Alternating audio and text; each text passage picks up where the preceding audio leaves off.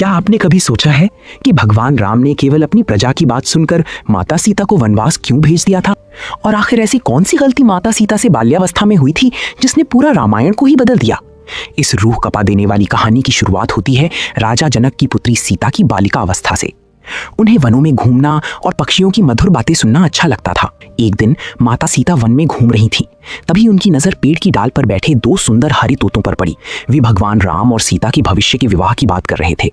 एक तोता कह रहा था, अयोध्या के राजा दशरथ की घर भगवान विष्णु स्वयं राम के रूप में अवतरित होंगे। दूसरा बोला, और मिथिला की राजकुमारी सीता उनसे विवाह करेंगी। दोनों मिलकर धरती पर धर्म की स्थापना करेंगी। ये सुनकर बालिका सीता को आश्चर्य हुआ। उन्होंने तुरंत दोनों तोतों को पकड़ लिया और कहा, तुम्हें ये अद्भुत कथा कहां से पता चली? मुझे सब विस्तार से सुनाओ। तोतों ने उत्तर दिया, हम महर्षि वाल्मीकि के आश्रम में रहते थे, वहां हमने राम कथा सुनी है। सीता ने उनसे पूरी कथा सुनी और अत्यंत प्रसन्न हुई। अब उनका मन नहीं कर रहा था कि वे इन पक्षियों को जाने दें। तभी मादा तोती ने विनम्र स्वर में कहा, राजकुमारी, मैं गर्भवती हूँ, कृपया हमें जाने दीजिए। सीता ने कहा, मैं तुम्हें अपने पास रखूंगी ताकि तुम मुझे बार बार प्रभु श्री राम की कथा सुनाती रहो।